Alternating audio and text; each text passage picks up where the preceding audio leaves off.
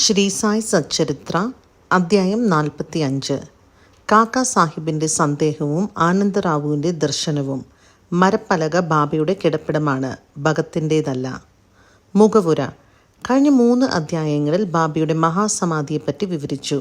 അദ്ദേഹത്തിൻ്റെ ക്ഷണിക ശരീരം നമ്മുടെ മുന്നിൽ നിന്ന് അപ്രത്യക്ഷമായി എന്നത് ശരിയാണ്. പക്ഷേ ബാബയുടെ സൂക്ഷ്മ ശരീരവും പ്രചോദനവും ശാശ്വതങ്ങളാണ്. അദ്ദേഹം ജീവിച്ചിരുന്ന കാലത്തെ ലീലകളെയാണ് ഇതുവരെ പ്രസ്താവിച്ചത്.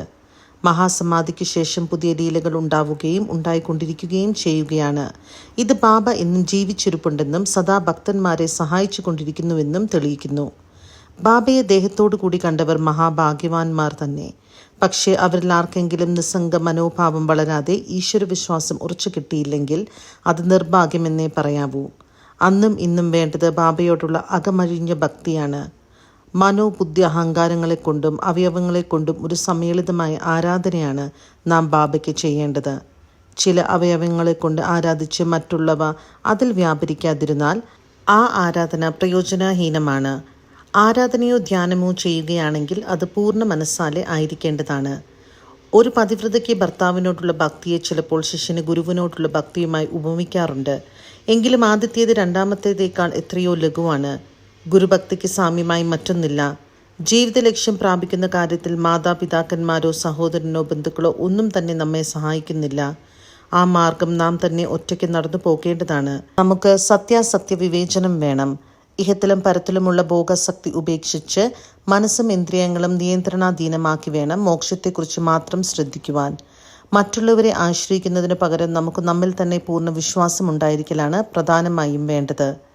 വിവേകത്തോടെ വീക്ഷിച്ചാൽ നമുക്ക് ലോകം ക്ഷണികവും മിഥ്യയുമാണെന്ന് ബോധ്യമാകും. അപ്പോൾ ലൗകികങ്ങളിൽ ആസക്തി ചുരുങ്ങിവന്ന് അവസാനം നിസ്സംഗത്വവും അനാസക്തിയും നമുക്ക് കൈവരുന്നു. ബ്രഹ്മം എന്നത് ഗുരുവല്ലാതെ മറ്റാരുമല്ലെന്ന ബോധം നമ്മളുണ്ടായി വന്നാൽ നാം ബ്രഹ്മത്തെ സകല ചരാചരങ്ങളിലും വ്യാപൃതമായി കണ്ട് അതിനെ ആരാധിക്കാൻ തുടങ്ങുന്നു. ഇതാണ് ഏകഭാവമായ ആരാധന.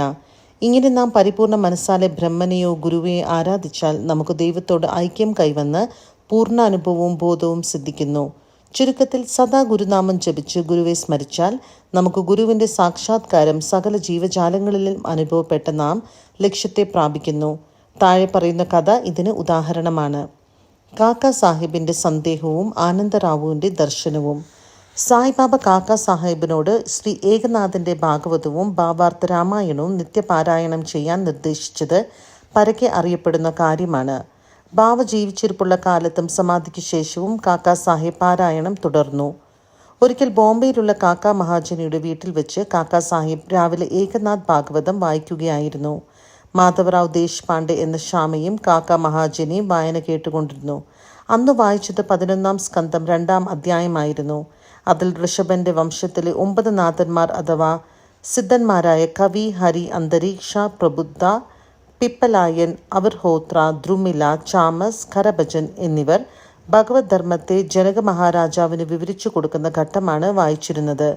ജനകൻ ചോദിച്ച സുപ്രധാനമായ ചോദ്യങ്ങൾക്ക് നാഥന്മാർ വളരെ സംതൃപ്തമായ മറുപടി കൊടുക്കുന്നു. കവി ഭഗവത് ധർമ്മത്തെയും ഹരിഭക്തന്റെ ഗുണങ്ങളെയും അന്തരീക്ഷൻ മായയെയും പ്രബുദ്ധൻ മായയെ വിജയിക്കുന്നതിനെയും പിപ്പലായൻ പരബ്രഹ്മത്തെയും അവിർഹോത്രൻ കർമ്മത്തെയും ദ്രുമരൻ ദൈവാവതാരത്തെയും അവരുടെ കൃത്യങ്ങളെക്കുറിച്ചും ചമസ് ഭക്തനല്ലാത്തവന് മരണാന്തരം എന്ത് സംഭവിക്കുന്നു എന്നും ഖരഭജൻ വിവിധ കാലങ്ങളിൽ ദൈവാരാധന ചെയ്യേണ്ടുന്ന വിവിധ രീതികളെപ്പറ്റിയും വ്യക്തമായി വിവരിച്ചു. കലികാലത്ത് ഹരിഭക്തിയാണ് പ്രധാനമെന്ന് ചുരുക്കം. വായന കഴിഞ്ഞ് കാക്ക സാഹിബ് മാധവറാവുവിനോടും മറ്റും നിരാശനായി പറഞ്ഞു, 9 നാഥന്മാരുടെയും ഭക്തിയെപ്പറ്റിയുള്ള പ്രഭാഷണം എത്ര വിസ്മയാവഹമാണ്. പക്ഷേ അതേസമയം അവ പ്രയോഗത്തിൽ വരുത്താൻ എത്ര പ്രയാസമാണ്. നാഥന്മാർ തികഞ്ഞ യോഗ്യന്മാരാണ്. അവർ പറഞ്ഞ മാർഗം വിഡ്ഢികളായി നമുക്ക് എങ്ങനെ ഫലപ്രദമാവും? നമുക്ക് അത് പല ജന്മങ്ങളെ കൊണ്ടും സാധിക്കുന്നില്ല. പിന്നെ എങ്ങനെ മുക്തി കിട്ടും? നമുക്ക് യാതൊരു പ്രതീക്ഷയുമില്ലെന്ന് തോന്നുന്നു. കാക്ക സാഹിബിൻ്റെ ഈ നിലപാട് ശ്യാമയ്ക്ക് ഇഷ്ടപ്പെട്ടില്ല. അയാൾ പറഞ്ഞു, ബാബ പോലെയുള്ള ഒരു രത്നത്തെ ഗുരുവായി കിട്ടിയ ഒരാൾ ഇങ്ങനെ വിലപിക്കുന്നത് കഷ്ടമാണ്. ബാബയിൽ പരിപൂർണ വിശ്വാസമുണ്ടെങ്കിൽ എന്തിനാണ് ഇങ്ങനെ പരിഭ്രമിക്കുന്നത്? നാഥന്മാരുടെ ഭക്തി ശക്തവും ബലവത്തുമായിരിക്കാം. നമ്മുടേത് സ്നേഹമയവും ആദരവോടു കൂടിയതുമല്ലേ? ബാബ ആധികാരികമായി ഹരിനാമവും ഗുരുനാമവും ജപിച്ചാൽ മോക്ഷം കിട്ടുമെന്നും പറഞ്ഞതല്ലേ? പിന്നെ ഭയത്തിനും ആശങ്കയ്ക്കും എന്താണ് സംഗതി? മാധവറാവുവിൻ്റെ വിവരണം കൊണ്ടും കാക്ക സാഹിബ് തൃപ്തനായില്ല. അന്ന് മുഴുവൻ അയാൾ വിശ്രമഹീനനും പരിഭ്രാന്തനുമായി കഴിഞ്ഞു. എങ്ങനെയാണ് നാഥന്മാരുടെ ശക്തമായ ഭക്തി ആർജിക്കുക എന്നായിരുന്നു അയാളുടെ വിചാരം. അടുത്ത പ്രഭാതത്തിൽ താഴെ പറയുന്ന വിസ്മയം സംഭവിച്ചു. ആനന്ദറാവു പകാഡെ എന്നു പേരായ ഒരാൾ അവിടെ ഷാമയെ അന്വേഷിച്ചു വന്നു. അന്നേരം ഭാഗവതം വായന നടക്കുന്നുണ്ട്. പകാഡെ മാധവറാവുവിൻ്റെ അടുക്കലിരുന്ന് എന്തോ സ്വകാര്യം പറയുകയാണ്. അയാൾ സ്വകാര്യമായി അയാൾക്കുണ്ടായ സ്വപ്ന ദർശനത്തെപ്പറ്റി പറയുകയായിരുന്നു. അതുകൊണ്ട് വായനയ്ക്ക് ലേശം തടസ്സമായപ്പോൾ കാക്കാ സാഹിബ് വായന നിർത്തി ഷാമയോട് എന്താണ് സംഗതി എന്ന് ചോദിച്ചു. ഷാമ പറഞ്ഞു, ഇന്നലെ നിങ്ങൾ സംശയം പ്രകടിപ്പിച്ചില്ലേ, ഇപ്പോൾ അതിന് വിശദീകരണം കിട്ടിയിരിക്കുന്നു. പകാഡയുടെ ദർശനത്തെപ്പറ്റി കേൾക്കുക. അത് ഭക്തിപ്രകടനം ഗുരുപാദങ്ങൾ നമസ്കരിച്ചും ആരാധിച്ചും പാദസേവ ചെയ്തും മാത്രം സാധ്യമാണെന്ന് തെളിയിക്കുന്നു. എല്ലാവർക്കും ദർശനത്തെപ്പറ്റി കേൾക്കണമെന്നായി, കാക്കാ സാഹിബിന് പ്രത്യേകിച്ചും. അവരുടെ ആവശ്യപ്രകാരം ആനന്ദറാവു പകാഡെ തൻ്റെ ദർശനത്തെപ്പറ്റി ഇപ്രകാരം പറയാൻ തുടങ്ങി. ഞാൻ ആഴക്കടലിൽ അരക്കു വെള്ളത്തിൽ നിൽക്കുകയാണ്. അവിടെ ഞാൻ പെട്ടെന്ന് സായിബാബയെ കണ്ടു. അദ്ദേഹം രത്നഖചിതമായ ഒരു സിംഹാസനത്തിലിരുന്നു പാദങ്ങൾ വെള്ളത്തിൽ വെച്ചിരുന്നു. ഞാൻ ബാബയുടെ രൂപം കണ്ട് അത്യധികം സന്തുഷ്ടനും സംതൃപ്തനുമായി. ദർശനം വളരെ വ്യക്തമായതിനാൽ ഒരു സ്വപ്നത്തിലാണെന്ന് പോലും കരുതിക്കൂടാ. മാധവറാവും അവിടെ നിൽക്കുന്നുണ്ടായിരുന്നു. അയാൾ എന്നോട് സ്നേഹത്തോടെ പറഞ്ഞു, ആനന്ദറാവു, ബാബയുടെ കാൽക്കൽ വീഴൂ. ഞാൻ ചോദിച്ചു, എനിക്കും അങ്ങനെ ചെയ്യണമെന്നുണ്ട്, പക്ഷേ അദ്ദേഹത്തിൻ്റെ പാദങ്ങൾ വെള്ളത്തിലല്ലേ, എങ്ങനെയാണ് എൻ്റെ ശിരസ് പാദങ്ങളിൽ വയ്ക്കുക? ഞാൻ നിസ്സഹായനാണ്. ഇത് കേട്ട് അയാൾ ബാബയോട് പറഞ്ഞു, ഓ ദേവാ, അവിടുത്തെ പാദങ്ങളിൽ വെള്ളത്തിൽ നിന്ന് പുറത്തേക്കെടുത്താലും. ബാബ ഉടനെ പാദങ്ങൾ പുറത്തേക്കെടുത്തു. ഞാൻ അവ കടന്നു പിടിച്ച് നമസ്കരിച്ചു. ഇത് കണ്ട ബാബ, പൊയ്ക്കോളൂ, നിനക്ക് നന്മ വരും. നിനക്ക് ഭയപ്പെടാനോ ആശങ്കയ്ക്കോ യാതൊന്നുമില്ല. ഒരു സിൽക്ക് കരയുള്ള ധോത്തി എൻ്റെ ഷാമയ്ക്ക് കൊടുക്കുക, നിനക്ക് അതുകൊണ്ട് നേട്ടം വരും എന്ന് പറഞ്ഞു.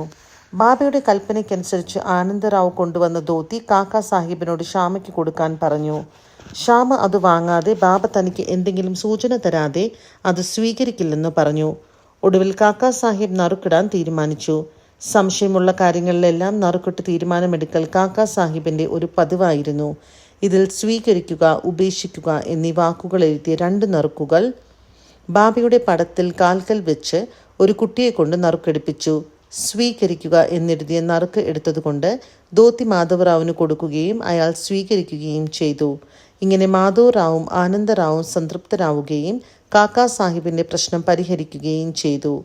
ഈ കഥ മറ്റു ഋഷിമാരുടെ വാക്കുകൾ ബഹുമാനിക്കണമെന്നും അതേസമയം നമ്മുടെ ഗുരുവിൻ്റെ വാക്കാണ് നമുക്ക് ഏറ്റവും വലുതെന്നും ആ ഉപദേശം സദാ അനുസരിക്കണമെന്നും തെളിയിക്കുന്നു. കാരണം അദ്ദേഹത്തിനാണ് മറ്റാരേക്കാളും നമ്മുടെ കാര്യം കൂടുതൽ അറിയുക എന്നത് തന്നെ. ബാബയുടെ താഴെ കാണുന്ന വാക്കുകൾ ഹൃദയത്തിൽ കൊത്തിവെക്കുക. ലോകത്തിൽ അസംഖ്യം ഋഷിമാരുണ്ട്, പക്ഷെ നമ്മുടെ ഗുരുവാണ് യഥാർത്ഥ ഗുരു. മറ്റുള്ളവർ പല നല്ല കാര്യങ്ങളും പറഞ്ഞിരിക്കാം, പക്ഷെ നാം നമ്മുടെ ഗുരുവാക്യങ്ങൾ ഒരിക്കലും മറക്കരുത്. ചുരുക്കത്തിൽ നിങ്ങൾ നിങ്ങളുടെ ഗുരുവെ ഹൃദയംഗമായി സ്നേഹിച്ച് നിങ്ങളെ തന്നെ പരിപൂർണമായും അർപ്പിച്ച് ബഹുമാന പുരസ്സരം ഗുരുപാദങ്ങളിൽ പ്രണമിച്ചാൽ നിങ്ങൾക്ക് യാതൊരു സംസാര സാഗരവും കടക്കുവാനില്ലെന്നും സൂര്യനു മുന്നിൽ ഇരുട്ടു നിൽക്കില്ലെന്നും ബോധ്യമാവും. മരപ്പലക ബാബയ്ക്ക് കിടക്കാനാണ്, ഭഗത്തിനല്ല. ആദ്യകാലങ്ങളിൽ ബാബ 4 മുഴം നീളവും 1 മുഴം വീതിയുമുള്ള ഒരു പലക കെട്ടിത്തൂക്കി 4 ഭാഗം മൺവിളക്ക് കത്തിച്ചു വെച്ചാണ് ഉറങ്ങിയിരുന്നത്. പിന്നീട് ബാബ പലക തല്ലിപ്പൊളിച്ച് വലിച്ചെറിഞ്ഞു. അധ്യായം 10. ഒരിക്കൽ ബാബ ഈ പലകയുടെ മഹത്വം കാക്കാ സാഹിബിന് വിവരിച്ചു കൊടുക്കുകയായിരുന്നു.